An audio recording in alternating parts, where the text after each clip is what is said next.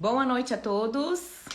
Oi, gente. Vamos entrando que hoje o papo é bom. Hoje a gente vai falar sobre transtornos alimentares. Já estava esperando por esse momento. Natália, boa noite. Tudo bem? Vamos entrando, gente. Jefferson, querido. Eita, minha convidada já entrou. Moniquinha, bem que você falou que ia estar e tá mesmo, né? Arrasou. Renata, já vi aqui, já visualizei, já vou te chamar. Vamos, gente, ajudar a gente a chamar as pessoas para entrarem. Jefferson, querido, vai ser ótimo ter você aqui, um psicólogo maravilhoso. Boa noite para você. Hoje a gente tem essa live maravilhosa com a minha convidada especial, Renata Monteiro.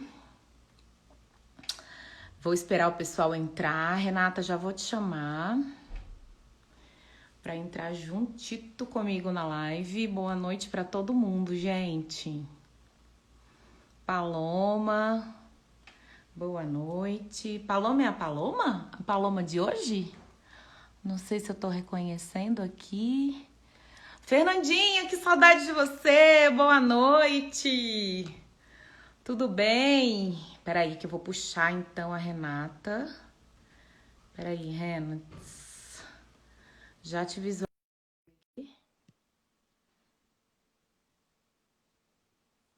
Peraí, gente.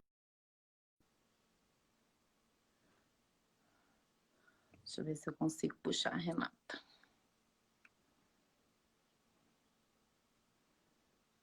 A câmera virou.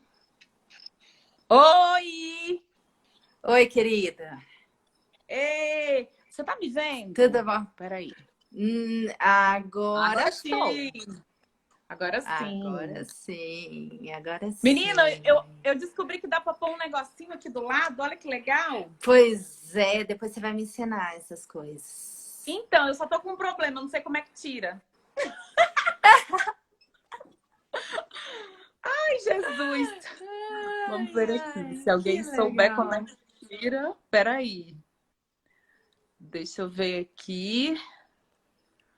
Deixa eu fixar o nosso comentário. Depois eu vou te ensinar, ó.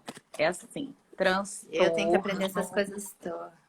Alimentares. É para todo mundo que entrar saber do que a gente está falando. Então, vamos lá. Pronto, tá fixo. Larissa Berber, Mônica. Eu vi aí, Lares. Tudo bom, Boa Larissa? noite, Olá, Mônica. Olá, gente. Então, Renata, nem acredito que a gente está nesse momento. Quero te agradecer. Realmente rolou, né, Mari? Imagina. Finalmente. Eu estava vendo nos nossos combinados que era para ser essa live, a gente tinha pensado, idealizado dela ser na primeira semana de junho. Mas tanta coisa aconteceu nesse período que a gente teve que postergar um pouquinho, mas vai valer a pena. Isso. Então, eu quero falar um pouquinho de como eu conheci a Renata, como é a nossa relação, de onde vem esse nosso relacionamento. Na verdade, a Renata foi minha professora, gente, na faculdade. Ela era professora... Você era professora substituta, Renata? Era substituta. Ela era professora substituta. Era tão baby. Jovem, maravilhosa, mas era uma inspiração maravilhosa. E assim, na época que eu fazia faculdade, que eu fiz o UNB, e eu já achava ela muito maravilhosa. E assim, ela dava disciplina que eu não curtia assim tanto, mas ela fez eu curtir. E você é responsável por isso, viu, Renata? Ainda bem, você salvou. Certo, Mari. E então ela é professora da UNB e ela vai se apresentar agora para vocês e o porquê de eu ter chamado ela para falar sobre esse assunto que é tão importante. Dia 2 de junho se comemora o dia... Se comemorou, não. Se a gente, na verdade... Destaca. Diga.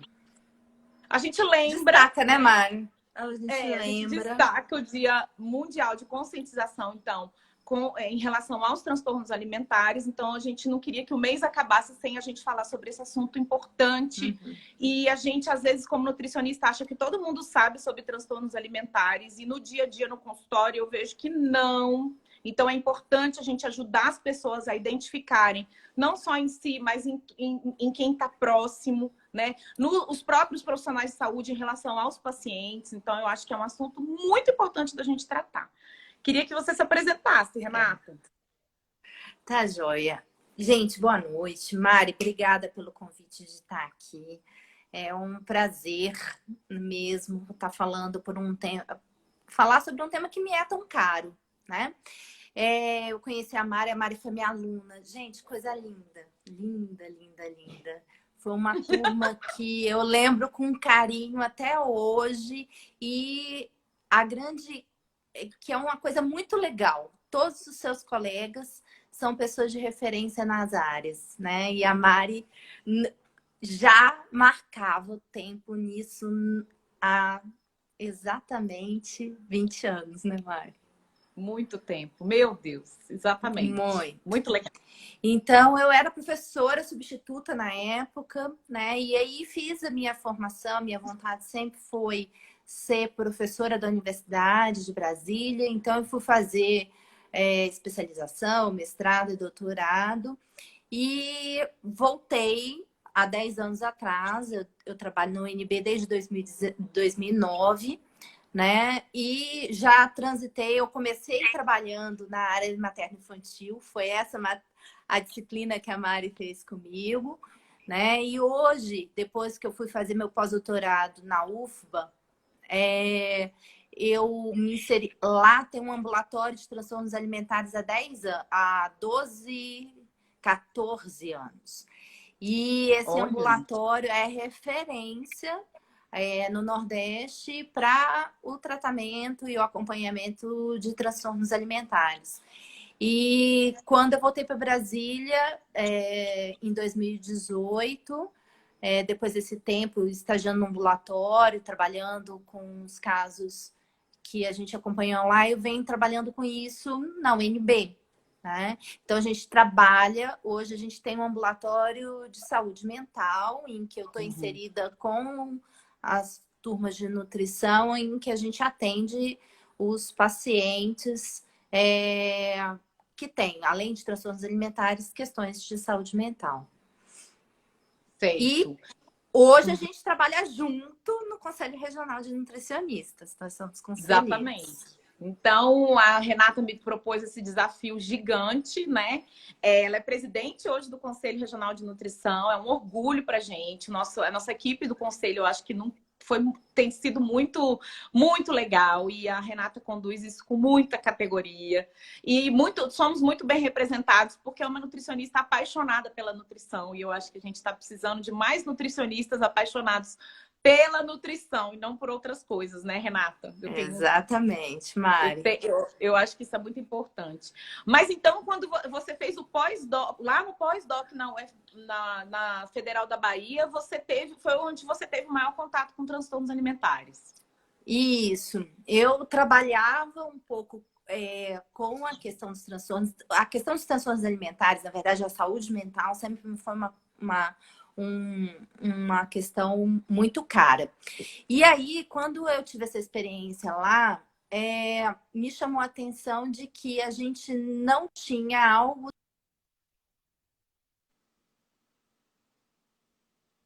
Então, eu quis destacar isso e trazer essa experiência e, principalmente, começar a trabalhar isso dentro da universidade no processo de formação com os nutricionistas. Então, a gente tem, sim, há muitos anos o trabalho com transtornos alimentares com crianças e adolescentes por meio do COMP e do Adolescentro. Mas com adultos isso não estava estabelecido. Hoje a gente até tem o hospital de base, né? Antes da pandemia o ambulatório tinha iniciado, mas acho que merece a gente olhar para essa questão com cuidado.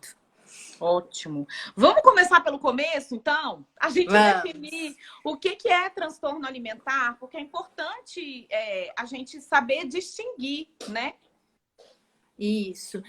A grande questão do transtorno alimentar é a centralidade do sofrimento que existe, né, relacionado ao corpo e à alimentação. Então, o processo da alimentação, ele não acontece de maneira a ser incorporado apenas na vida. Ele causa um processo de sofrimento bastante grande, não só pessoal, mas social, né? Onde eu começo a trazer a alimentação como ela começa a ser um problema sério que eu preciso ter controle e também a questão do incômodo com o corpo. Como se a alimentação tomasse um lugar inadequado na vida da pessoa. A alimentação tem esse lugar que ela desestabiliza. A alimentação, em vez de ser algo que traz prazer, que traz relações que vão fazer felizes, ela traz um processo de sofrimento. E aí é a grande questão em que a gente começa a ter realmente que olhar para isso e às vezes ficar atento para procurar ajuda. Ótimo, ótimo. E me fala outra coisa, quais são hoje os transtornos alimentares que existem caracterizados? Mari, o transtorno alimentar, quando a gente pensa às vezes em transtorno alimentar, a gente pensa, o que tem? Geralmente fala de anorexia e bulimia, que são os mais conhecidos, os mais descritos, mas Sim. não necessariamente, inclusive, os mais comuns. Sim. Né? A gente tem outros transtornos que às vezes nem tão descritos ainda, por exemplo, num manual de psiquiatria, né? Então, a gente tem anorexia, né? Que a gente tem um controle da alimentação que faz com que o paciente, muitas vezes, perca peso.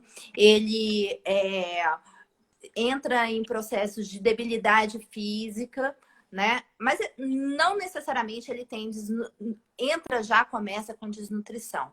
Mas a questão do corpo, a pessoa começa a ter um controle tão grande que provavelmente tem um resultado de perda de peso, né? Sim.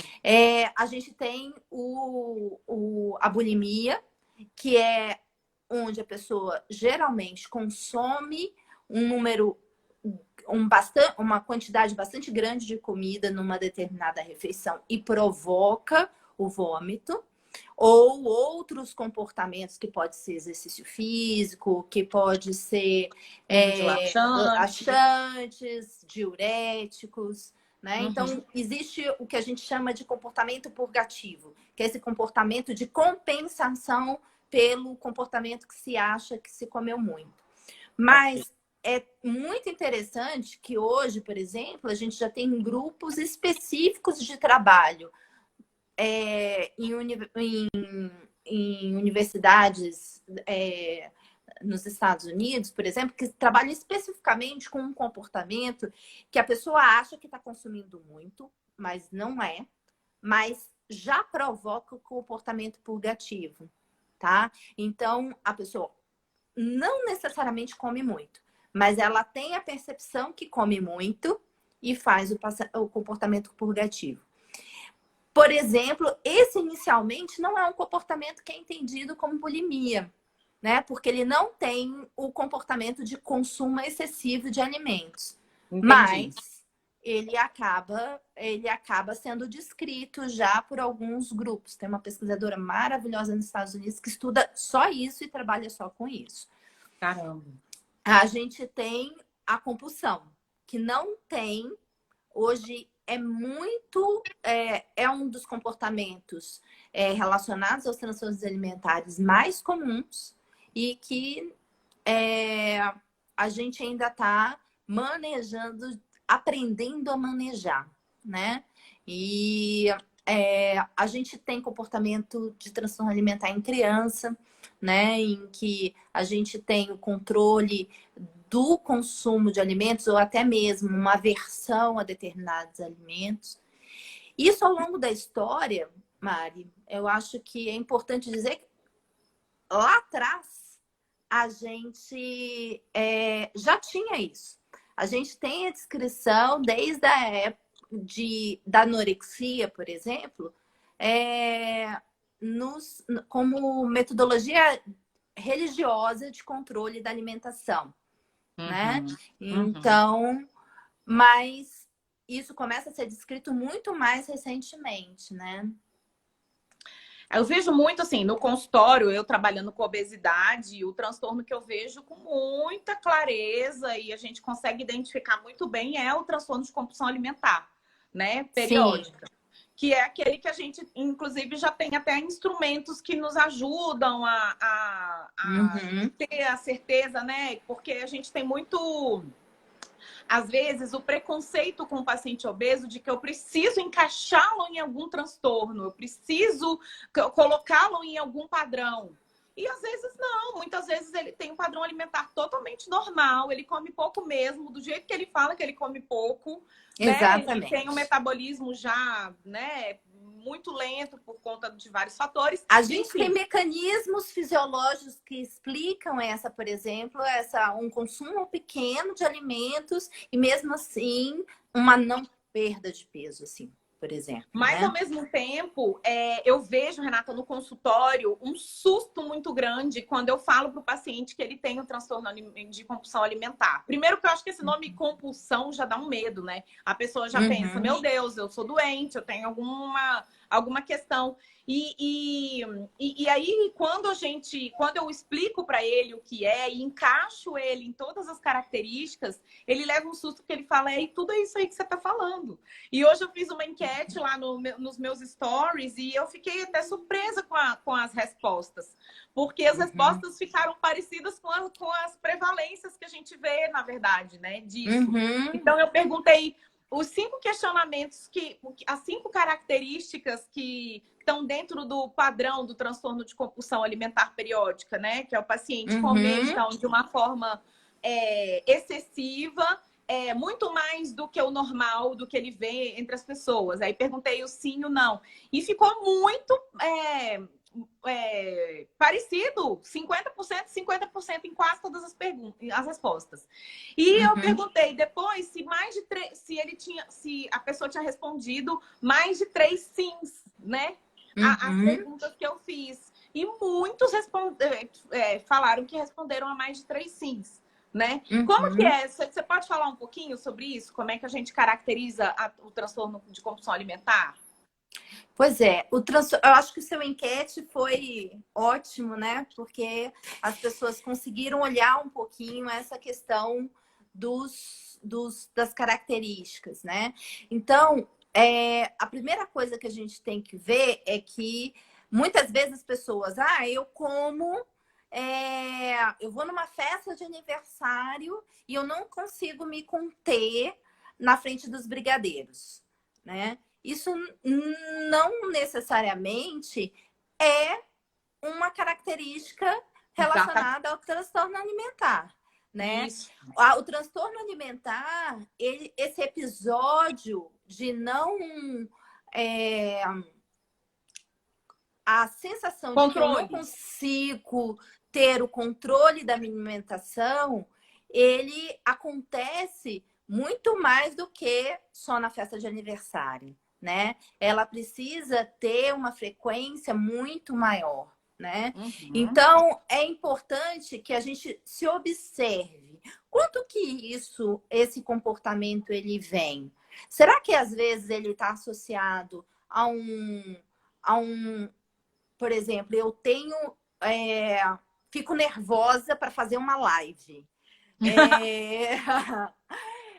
Eu fico nervosa por determinadas condições. A primeira coisa que eu penso é em comida, e isso faz com que eu me perca nesse comportamento. Isso se manteve de maneira constante, pelo menos nos últimos 3 meses. Não é a pandemia que alterou a minha rotina, que fez com que eu tivesse uma oferta diferente de alimentos, eu tivesse numa questão de vulnerabilidade emocional, que me fez com que não é um problema de pandemia, né? Geralmente, quem tem compulsão alimentar vai olhar para esse comportamento e vai ver que isso acontece muito antes da gente entrar em isolamento social, né? Então, o comportamento de compulsão alimentar, ele se manifesta de maneira frequente e ele se mantém durante um tempo. E isso depois que eu tenho a impressão que eu vejo que os pacientes relatam quando relatam a compulsão alimentar, Mari, é que eles se sentem como se na hora que eles estivessem comendo, eles estivessem abduzidos. Então, eles não, quando percebem, tá fora já deles, né? Tá fora deles. Então, eu perdi o controle, né? Isso. Então, a pessoa não... até quase como que ela fosse espectadora do momento, né? E a gente sabe que isso causa muito sofrimento. Né? E eu li um artigo muito legal, que eu acho que ele é do ano passado, eu usei para dar uma aula diferenciando, o artigo diferencia a compulsão alimentar do vício ao alimento, que eu acho que é importante também a gente saber diferenciar, né? A compulsão alimentar é aquela questão de você querer lotar o seu estômago, independente do que você está vendo pela frente, que é diferente de estou nervosa, eu preciso tomar o refrigerante, eu preciso comer aquele chocolate, que é o vício do alimento. E ele, inclusive, mostra as regiões cerebrais que são ativadas são diferentes em quem tem vício alimentar, em quem tem essa questão da compulsão, né? Então, também é importante saber diferenciar isso. Vício de compulsão, que é completamente diferente. Geralmente, compulsão independe do alimento. Né? A gente não tem essa coisa assim, eu preciso de chocolate. Eu preciso o que a gente chama dos comfort foods. Eu não sei quem está acompanhando se conhece essa expressão, que é aquele alimento que tem uma coisa de lembrança da infância. Ou daquele momento da família. Que é da família. Não. Geralmente eu chego na frente do que for. Pode ser alimentos que às vezes a gente até reconheceria que não é a maneira mais comum de se comer. Então, por exemplo, eu chego em casa e pego feijão gelado na geladeira, né? Eu pego pão e não tem fome necessariamente, né?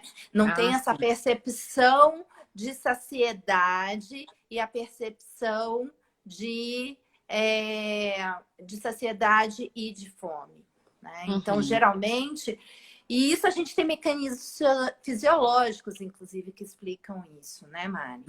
Que essa falta de percepção, a gente, enquanto a criança, tem isso muito latente. A questão da fome e da saciedade. Quando ela fala que para de comer e você vê que não tem nenhum artifício que esteja acontecendo de mecanismo social, familiar ou do que seja, que as crianças acabam manifestando, mas é uma relação de que ela realmente ela está satisfeita, ela para de comer, né? A gente, conforme vai passando a vida, conforme a gente vai ficando adulta, a gente vai perdendo essa percepção porque a gente vai simplesmente passando os nossos limites. A gente vai perdendo essa conexão, inclusive com a percepção de que, bom, eu tô com fome ou eu tô com vontade de comer, que é isso que você falou, né? E quais são as principais causas, assim, que geram, por exemplo, nessa experiência que você teve de ver crianças com transtorno alimentar, né? Existe alguma causa já bem estabelecida que mostra que é, por exemplo, um fator de risco para a pessoa desenvolver um transtorno alimentar? Mari, a gente não tem uma causa definida. Como as relações que a gente estabelece com a comida são multifatoriais, a relação dessa relação complicada com a comida também não tem uma causa única. Mas a gente sabe que, por exemplo, pessoas que têm a história familiar de transtorno alimentar, geralmente se encontra mais frequentemente esse transtorno alimentar, né? Doenças associadas. Então, por exemplo, a gente vê mais frequentemente o transtorno alimentar acontecendo, por exemplo, numa pessoa que tem uma outra questão de saúde mental, né? Então, essa Depressão, questão, transtorno depressão, bipolar. ansiedade, Uhum. depressão, ansiedade diagnosticada, né? Não é essa coisa que a gente fala da ansiedade no Sim, geral, sim, né? sim. Então, depressão, ansiedade, o que a gente chama de condições limites, né? Uhum. Então, assim, as pessoas que na obesidade, muitas vezes a gente encontra, assim, mais frequentemente transtornos alimentares, mas é importantíssimo uma coisa que nem todo paciente com obesidade tem transtornos alimentares, né? Aquilo que eu te A falei gente do não estigma, né? A gente, como exatamente. profissional de saúde, às vezes a gente estigmatiza e quer encaixar de qualquer jeito o indivíduo num padrão ou num transtorno específico que muitas vezes ele não tem. Ó, a Valéria tá falando aqui que ela ganhou 10 quilos nessa questão de comer sem estar com fome, né? De não saber Uhum. desassociar as duas coisas, Valéria. E é muito comum, a gente vê muito isso, né? Outra coisa, teve uma perguntinha aqui que eu abri na caixinha de pergunta hoje que eu achei interessante. Por isso que eu perguntei para você o fator de risco. Olha, a pessoa perguntou: forçar vômito depois de comer demais é perigoso? Na verdade, eu conheço essa paciente e sei que ela fez a cirurgia bariátrica. Então, também tem uma Uhum. outra questão aí, que às vezes não Uhum. mastigou direito, aí ficou aquele trem meio entalado, e aí ela come, come, come, porque às vezes não consegue dosar muito bem, porque operou, e aí vai lá e força o vômito. Tá. O que é legal a gente prestar atenção é exatamente prestar atenção nessa percepção do corpo.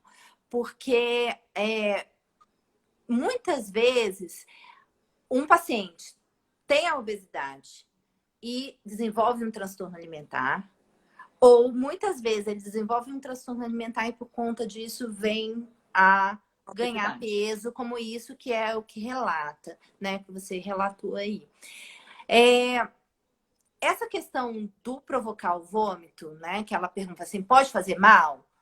Pode. Na verdade, gente, tem uma coisa que é muito estranha nesse universo do transtorno alimentar e no universo da saúde mental, que eu só me atentei depois que eu comecei a trabalhar com esse público, que é o seguinte: o transtorno alimentar é o único problema de saúde mental que, pela condição, ele pode provocar uma debilidade que pode chegar com que a pessoa venha a óbito, né? Por quê?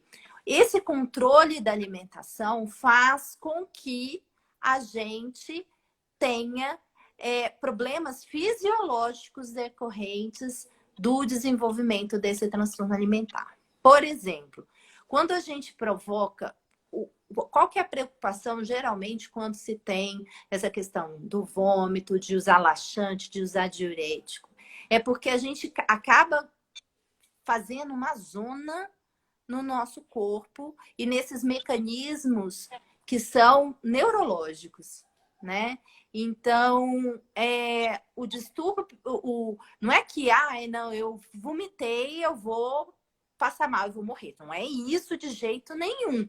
Porque, afinal, agora, tem pessoas que convivem com esse comportamento durante anos, né? E fazem com que o corpo sempre tenha deficiência, por exemplo, de sódio e potássio, que são coisas que acabam sendo colocadas para fora quando a gente vomita. Ou E a quando vitamina tem. B1, né? A gente tem também na Isso. bariátrica, muito comum.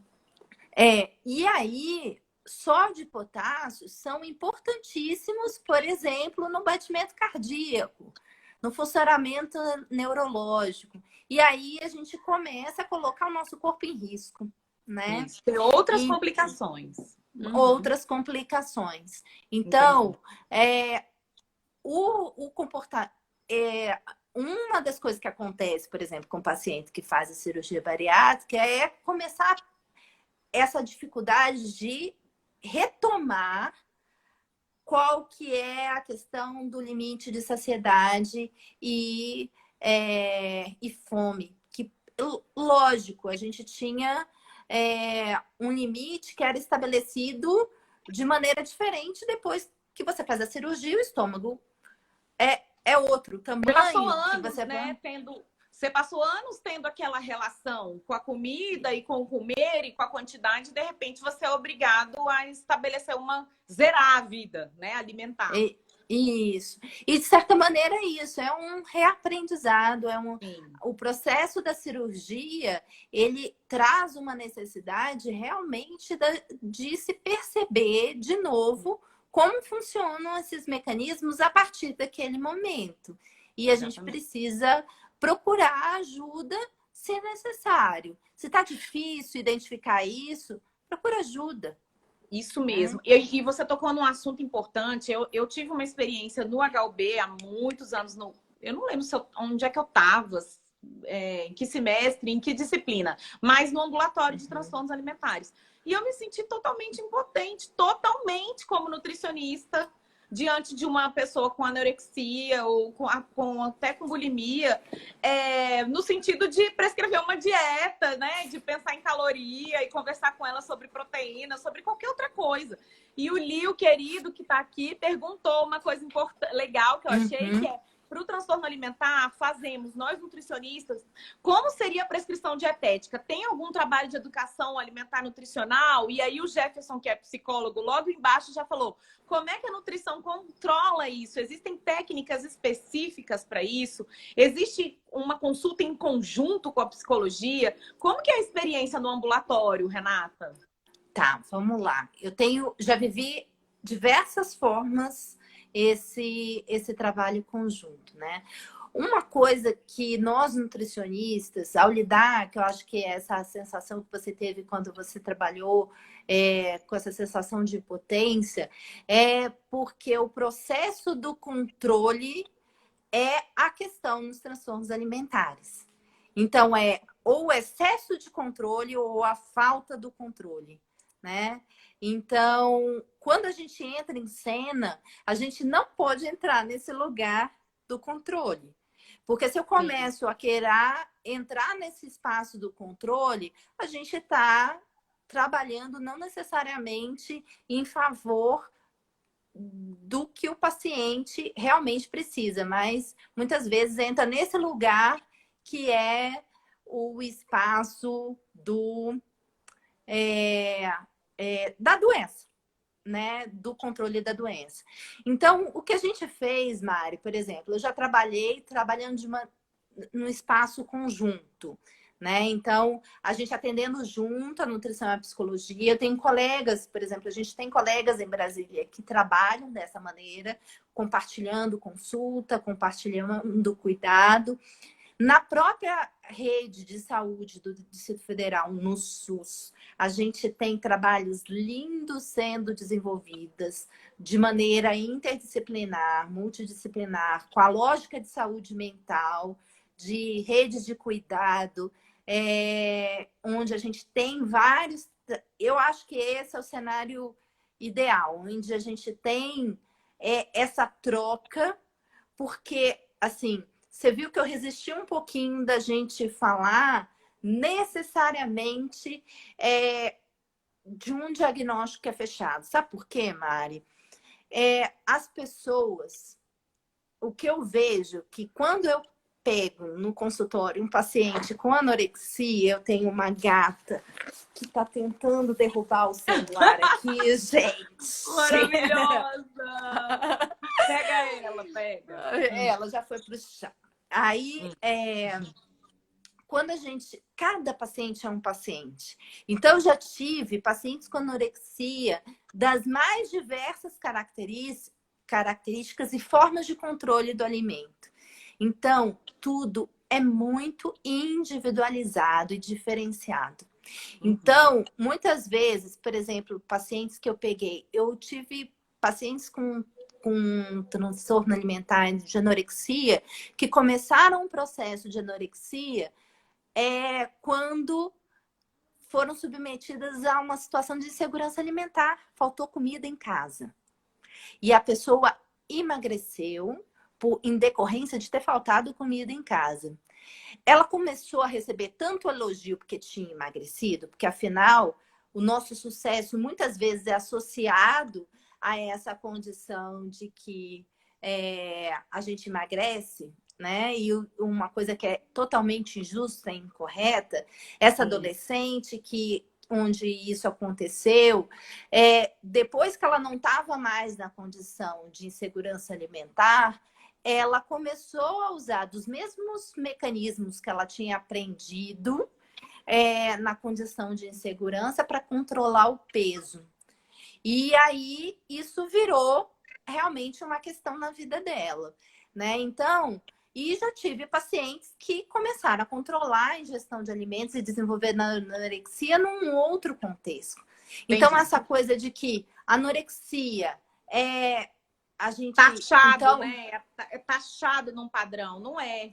E não aquilo tem uma importância social para a vida dela, para os familiares, que não necessariamente porque é mais grave ou menos grave no ponto de vista fisiológico, né? de saúde, no contexto social, às vezes a gravidade é muito maior ou menor. Então, é isso mesmo, é individualização, eu acho. Que não, você não precisa encaixar ela em nenhum padrão, você precisa ajudar, tratar de alguma forma. E aí, como nutricionista, existe alguma estratégia específica de atuação da nutrição nesses transtornos? O que é importantíssimo é a gente ter o suporte da psicologia, né? Porque a gente trabalhar de maneira, mesmo que não seja individual, que seja com a gente, mas seja no mesmo espaço em que a gente possa ter troca, né? E eu vou em cada caso. Entendi. Porque às vezes o mecanismo em que assim não tem uma prescrição para cada patologia. A gente tem, na verdade, uma prescrição dietética que é para cada sujeito e que eu preciso trabalhar em cima da questão dele. Então, não tem uma estratégia única. Entendi. Mari, eu já usei estratégia de tudo que é jeito. Eu já usei, por exemplo, com criança, massinha, eu já usei horta, eu já usei... E a gente consegue, a partir daquilo que o sujeito tem, a partir da realidade dele. Tem um caso que eu tenho muito carinho pela estratégia que foi usada, que a gente mirou aqui pensando numa estratégia e a gente conseguiu ver, tá? Que foi de uma paciente que a gente teve no ambulatório, no HUB, que é isso, assim, ela tinha uma dificuldade muito grande, de novo. Quando a gente está pensando no serviço no SUS, a gente tem gente que tem muita dificuldade de acesso a alimentos de qualidade. Então, a vulnerabilidade social, ela está na obesidade, ela está na desnutrição, né?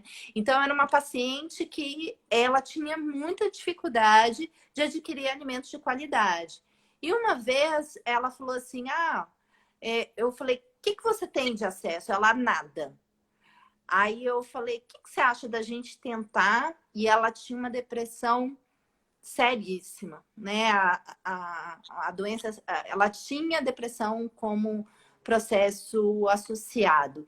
E a gente pensou na questão dela produzir, ela disse assim, um dia eu tinha uma área lá no meu terreno que eu fazia horta. Eu falei, pronto, a gente vai começar daí, né? Então, vamos ver o que a gente consegue. Eu falei, eu vou trazer do Ceasa algumas raízes de cenoura, de coisa. Na verdade, a gente ia plantar. O meu objetivo ali era simplesmente a gente ver o que a gente conseguia minimamente com que ela conseguisse botar alguma razão para continuar saindo da cama. Para ela botar a mão na horta. Gente, isso foi tão incrível na vida dela que ela passou a ter acesso. Não só aquilo foi transformador. Hoje ela trabalha com isso em escola. Então, nosso objetivo foi simplesmente criar algum vínculo. Algum vínculo. Um vínculo saudável, né? Ela passou não só a ter acesso a alimentos saudáveis, mas passou a ter razão para sair da cama, que foi o que ela falou com a gente, que foi maravilhoso. E é isso, assim, Mari, não tem segredo. Eu vou vendo a partir do que o paciente me oferece, o que eu consigo produzir a partir dali. Consigo produzir de saúde, o que tem de saudável. Porque todo mundo que tem uma complicação com a doença, com a alimentação, ela surgiu em algum lugar. Mas a alimentação tem um potencial incrível de produzir saúde, de produzir encantamento, porque a gente sempre tem algo de saudável que a gente teve em algum momento com a alimentação. E é isso que eu tento resgatar, em vez de sair da lógica do controle. Ótimo, maravilha. E você nota, né? Eu acho que com uma boa anamnese, você conhecendo bem, ouvindo bem, você nota aquilo que pega mais. Isso que você falou, né? Que é a causa, na verdade, a raiz do problema. E quando você consegue identificar essa raiz, você vai tratando aquela raiz como profissional de saúde, não é nem como nutricionista, né? Eu acho que a gente sai um pouco dessa esfera de nutricionista em si e entra numa esfera maior que é de profissional de saúde, né? De ter esse cuidado e tal. E em relação, isso a gente fala mais em relação a esses transtornos como anorexia e bulimia. E em relação à compulsão alimentar, o que eu vejo, assim, na minha experiência, que é o que eu vejo mais, 30% dos pacientes candidatos à cirurgia bariátrica geralmente têm transtorno alimentar, de compulsão alimentar, né? Periódica. E o que a gente usa de estratégia nutricional, Liu e Jefferson, principalmente mostrar para ele essa questão, e isso quem me ensinou foram as psicólogas que trabalham comigo, maravilhosas, aprendendo muito com a psicologia.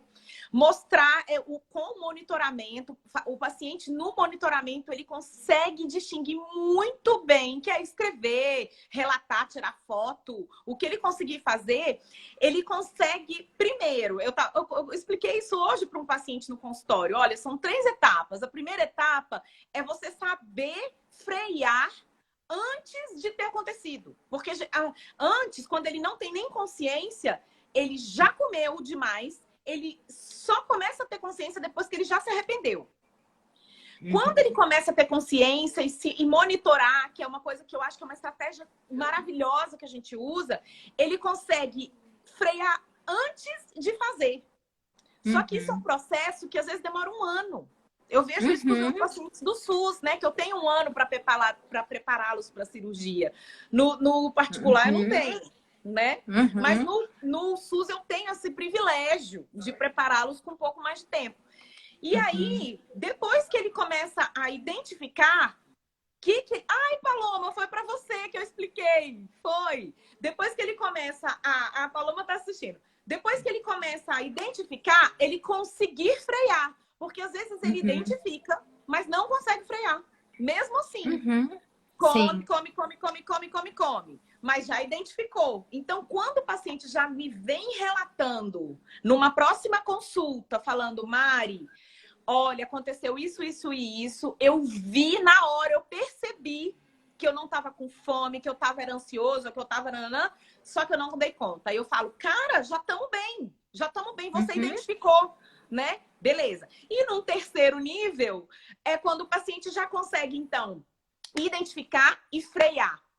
Só que foi o que eu expliquei para Paloma. Para frear, ele já precisa ter na mão, num caderninho, na mente, qual é o outro mecanismo que ele vai usar para que não seja comida. Então, outros prazeres, né? Então, Vou tomar um banho maravilhoso, usar todos aqueles meus óleos, né? Vou fazer uma maquiagem que eu adoro. Vou prazeres pequenos, mas que também vão fazê-lo ter prazer naquele momento.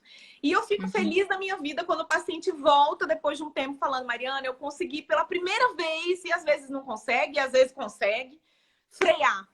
E troquei e consegui fazer uma outra coisa prazerosa e me deu tanto prazer quanto comer um pote de sorvete ou quanto exagerar demais em alguma comida, né? Pois é, Mari. Uma outra coisa, você falou uma coisa que é interessante, que é a questão da gente usar as nossas ferramentas da nutrição para nos auxiliar o paciente a essa percepção dessa questão da fome, da saciedade, aonde que estão os afetos, aonde que está realmente o desejo por um determinado alimento, aonde está a saudade, aonde está a ansiedade, aonde está nervoso, que é, por exemplo, o registro, né? A gente usar o diário alimentar, né, para essa identificação, porque muitas vezes a questão pode estar no horário que a pessoa come. Então, a gente tem mecanismos na nutrição, obviamente, que eu posso usar. Olha, não passa tanto tempo. E olha só, veja, observe aqui no seu diário que você está passando muito tempo sem comer. Isso não vai fazer com que você fique com fome aqui. Então, em vez da gente partir do princípio que a gente tem algo a oferecer nesse registro, nesse diário alimentar, a gente olha para esse diário junto com ele e a gente vai identificando quais são os lugares que a gente pode começar a ajudá-lo a sair desse sintoma do transtorno alimentar. Isso não necessariamente é nutricional, é carboidrato, é proteína, né? É a sua relação. O Jefferson falou que eu dou um aplicativo para eles tirarem foto, né? Dos meus pacientes. O Jefferson tá. Aí ele botou: seu aplicativo ajuda muito mesmo. Tirei a foto, olhei o prato, devolvi o excesso na vasilha, questão de percepção. Quando ele parou para prestar atenção no prato dele, tirou a foto e falou: gente, eu não preciso disso tudo. E aí conseguiu frear, Jefferson. Isso é uma super conquista. Né? É uma super conquista. E a questão pode estar no horário, na quantidade, porque às vezes o paciente passa o dia inteiro fazendo isso para compulsão, é importantíssimo. O paciente passa o dia inteiro controlando a alimentação. Chega no final do dia, a glicemia já está super baixa, os hormônios maluquetes e a gente está o quê? Morrendo de fome. Isso é, independente se a pessoa tem transtorno alimentar ou não, se a gente ficou o dia inteiro consumindo porções muito pequenas, né? Chega num horário em que você tem acesso ao alimento, tem tempo para comer, você pode acabar comendo mais do que você se organizou, talvez. Então, vamos ver, eu vou olhar para o que está acontecendo. Será que é o horário que eu estou consumindo? Será que é a quantidade? Será que é o alimento? Porque também, se eu fico controlando carboidrato, chega no final do dia, o controle por exemplo, a minha vontade de comer algum doce é tão grande, né? Que eu vou atacar o primeiro que vê pela minha frente. Então, é o tipo do alimento? É o horário? É a porção? É o sentimento? Porque uma coisa que para mim é importantíssimo no diário é eu começar a, junto com o meu paciente, identificar que sentimentos acabam suscitando antes da alimentação, logo depois da alimentação. E muitas vezes nem ele fez essa associação. Então, é uma forma prática de você visualizar no papel ali, olha, eu estou associando um sentimento, né? Eu estou me sentindo ali ansioso, oprimido, triste, chateado, feliz, né? E é importante ele saber as causas e essas associações para ele depois conseguir, naquele momento, não repetir aquele, não digo erro, mas aquele que você falou um negócio muito legal, que é o lugar da alimentação errado, no lugar errado. É o lugar o espaço que isso ocupa, né? Porque a alimentação a alimentação, muitas vezes, por exemplo, para mim tem um significado, para você tem outro, Mari. E a gente identificar qual que é o significado, qual que é o lugar realmente que a alimentação tem na minha vida, eu preciso parar para prestar atenção. Eu preciso identificar o que me faz ter essa relação que eu tenho com a comida. Muitas vezes a gente não sabe. A gente precisa prestar atenção. Precisa parar e olhar o que está acontecendo. Por que eu estou controlando tanto a minha alimentação? O que será que está acontecendo que eu não estou conseguindo controlar na minha vida, que eu tenho que controlar a alimentação? Né? E hoje em dia a gente tem essa coisa, a ortorexia, a vigorexia, né? Que são 2 transtornos novos, eles não estão descritos, por exemplo, nos manuais, mas eles acontecem mais frequentemente, que é o controle, utilizar a atividade física para que é a vigorexia, para se atingir um corpo X ou Y, ou a ortorexia, que a gente tem essa fixação com a alimentação saudável, a ponto da pessoa, de fato, não conseguir nem se relacionar de maneira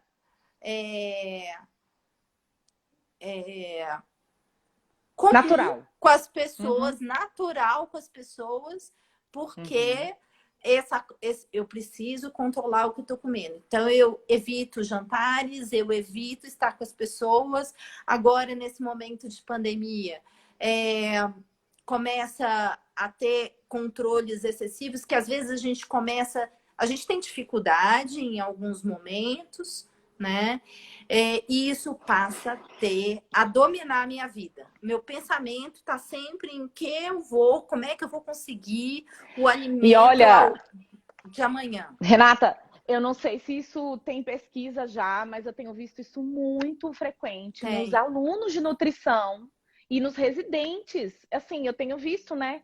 Inclusive a busca pelo curso de nutrição, às vezes a causa é essa.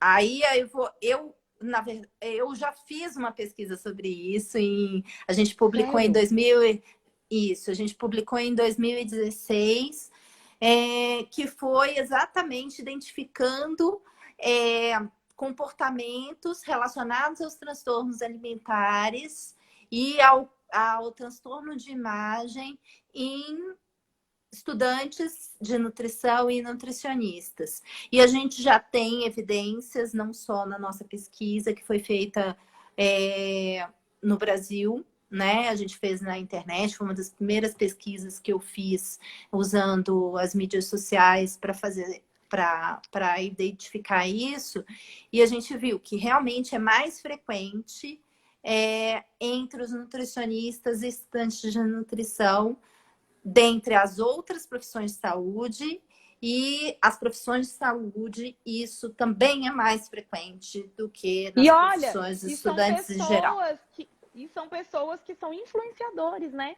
Que, na verdade, tem que ali... Então, assim, é uma questão complicada. Que a gente isso tem que, mostra, na verdade... o quão complexa é essa relação com a comida, né? Por mais que a gente saiba, isso não resulta necessariamente num comportamento, né? Então, e a gente tem que ficar muito atento a isso como nutricionista, como profissional de saúde, porque muitas vezes a minha relação complexa com a comida acaba sendo transferida para o espaço da prescrição.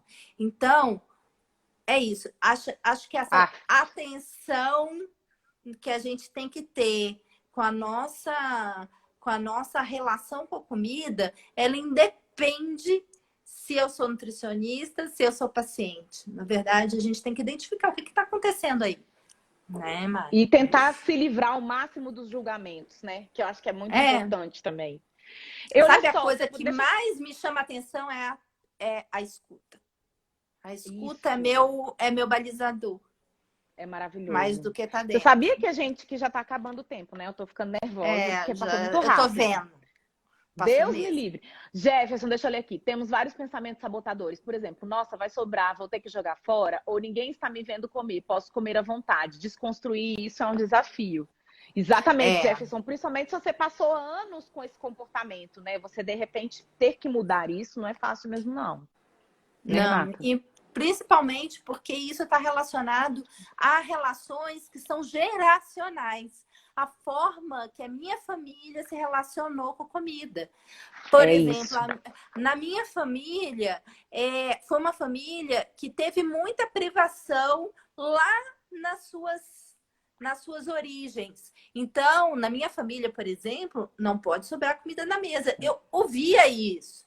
Então, o que a gente começa a introjetar, que a gente começa a tornar isso comportamento, sabe, Mari? Então, a gente ou tem que não comer é uma desfeita, né? Ou que não comer é uma desfeita. Também já a gente ouve muito isso.